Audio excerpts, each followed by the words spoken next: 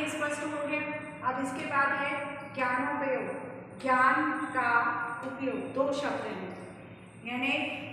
यहाँ पर अपन ने बात की थी कि जीवन से संबंध होता है उद्देश्यों का, बालकों के जीवन से उसका संबंध होता है, लेकिन उस ज्ञान का जो विषयों के आधार पर उनको दिया जा रहा है कक्ष में नियंत्रित वातावरण में, यानी 8 घंटे 6 पीरियड या 8 पीरियड जो भी आपको ज्ञान दिया जा रहा है वो क्या हुआ, नियंत्रित वातावरण हुआ, क्रमबद्ध यांत्रिक तरीके से एक आएगा एक जाएगा, एक आएगा एक जाएगा,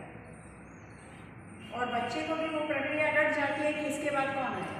मुझे क्या करना है, वो तैयार रहता है। ठीक है, तो ऐसी स्थिति में वो जो पढ़ रहा है, जिस विषय का अध्ययन कर रहा है, वह उसके जीवन में कितना उपयोगी है, वह पाठ्य वस्तु उसके जीवन में काम आएगी अथवा नहीं आएगी, ये सब चीज़ें उसको समझ में आनी चाहिए। अब जैसे मान लो आपने कविताएं पढ़ी, छोटे लेवल पर हम कविताएं पढ़ते हैं, आसमान में चंदा गोल, है ना, पापा जी के पैसे गोल, मम्मी जी की रोटी गोल, हम भी गोल तुम भी गोल, सारी दुनिया गोल गोल। लेकिन प्रैक्टिकल में ये काम बताओ, नहीं आ रही है या आ रही है? लेकिन साइंटिफिक है, क्यों है कि वास्तव में देखा जाए तो क्या कहते हैं, संपूर्ण ब्रह्मांड गोल है,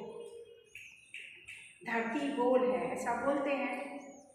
तो एक तरह से देखा जाए तो क्या हुआ कि इस कविता में भी लॉजिक हो गया कि हम अनजाने में भी सही, लेकिन बच्चे को वो चीज़ सिखाते हैं कि जिस तरह ये छोटी छोटी चीज़ें गोल होती हैं, आसमान में जो चंद्रमा की आकृति है, हम भोजन बनाते हैं तो आगे ना व्यवहारिक जीवन, कहाँ चांद से अंतरिक्ष से उतर कर हम कहाँ आ गए, रसोई घर में। ठीक है, फिर कई बार तो हम बोलते हैं पापा जी दादी जी का चश्मा गोल, तो गोल फ्रेम, और फिर देखा जाए तो ग्लासेस के बारे में नॉलेज होना कि ग्लास कौन कौन से तरीके के होते हैं, तो हम उस सामान्य ज्ञान से हम विशिष्ट की ओर जा सकते हैं। तो हर चीज़ हमारे लिए काम की होती है, उपयोगी होती है, बस हमें सिद्ध करना, उसका कैसे प्रयोग करना है, यानी कैसे उल्लेख करना है, उसका विभेद कैसे करना है और वर्गीकृत करके कैसे स्पष्ट कर सकते हैं, ये हमें आना चाहिए। और उस चाहिए के लिए हमें यहाँ से सजग रहना होता है। जैसे बोलते हैं ना कि आंखें खुली रखो, तो आंखें खुली का मतलब ये नहीं है कि वो खोल कर चलो, जबरदस्ती नहीं होना है। खोलकर चलने का मतलब है कि आप हर वस्तु स्थिति के प्रति सजग रहो। ठीक है, फिर है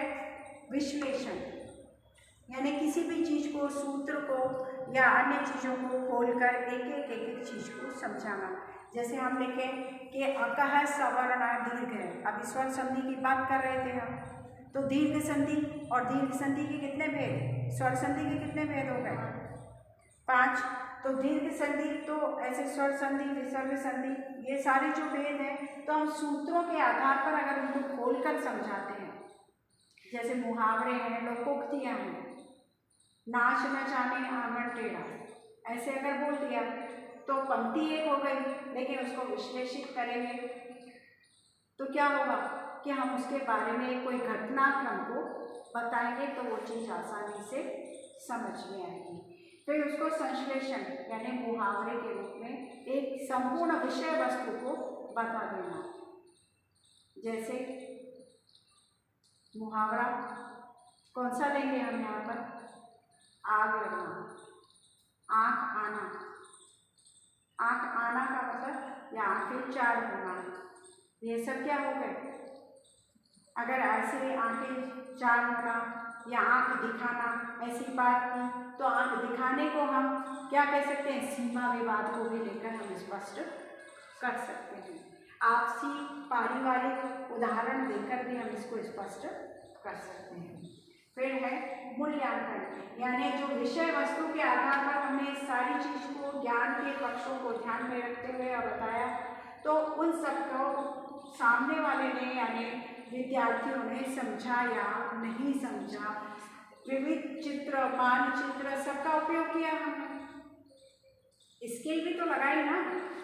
तो उस सबको लगाने के बाद हमने उनको संश्लेषित विश्लेषित करके जिस तरह से पूछा वो समझ में आया या नहीं आया, इसका मूल्यांकन करने के लिए हम प्रश्नोत्तर विधि और उनसे प्रैक्टिकल करवा कर भी हम उस कार्य का मूल्यांकन